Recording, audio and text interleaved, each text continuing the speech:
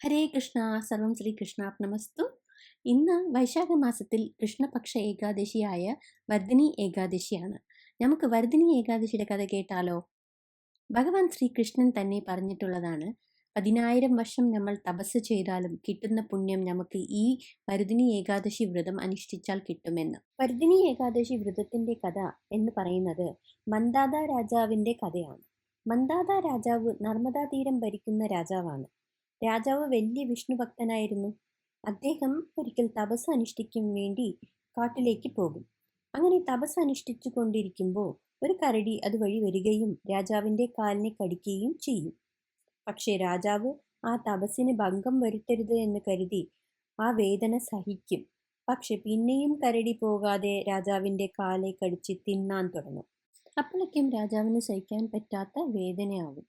ആ നിമിഷം രാജാവ് ഭഗവാനെ സ്മരിക്കും. ഭഗവാനെ സ്മരിക്കുന്ന ഉടൻ തന്നെ ഭഗവാൻ വിഷ്ണു അവിടെ അവതരിച്ച് ഭഗവാന്റെ സുദർശന ചക്രം കൊണ്ട് ആ കരടിയെ വധിച്ച് രാജാവിനെ രക്ഷപ്പെടുത്തും. മന്ദാത രാജാവ് തന്റെ കാലിനെ നോക്കുമ്പോൾ കാൽപാദം മുഴുവനും കരടി തിന്നു കഴിഞ്ഞു. രാജാവിന് വല്ലാതെ വിഷമമാവും. ഭഗവാനെ, ഞാൻ ഇനി എന്തു ചെയ്യും എന്ന് ഭഗവാനോട് ചോദിക്കും. അപ്പോൾ ഭഗവാൻ പറയും, സാരമില്ല, നിങ്ങൾ കഴിഞ്ഞ ജന്മത്തിൽ ചെയ്ത ദുഷ്ടപ്രവർത്തികളുടെ ഫലമായിട്ടാണ് ഇങ്ങനെ സംഭവിച്ചത്. മധുരയിൽ പോയി വരുദിനി ഏകാദശി അനുഷ്ഠിച്ചാൽ മതി, ഈ പാപങ്ങളെല്ലാം മാറിക്കിട്ടും, പിന്നെ കരടി കടിച്ച പാദം തിരിച്ചു കിട്ടും എന്ന് പറയും.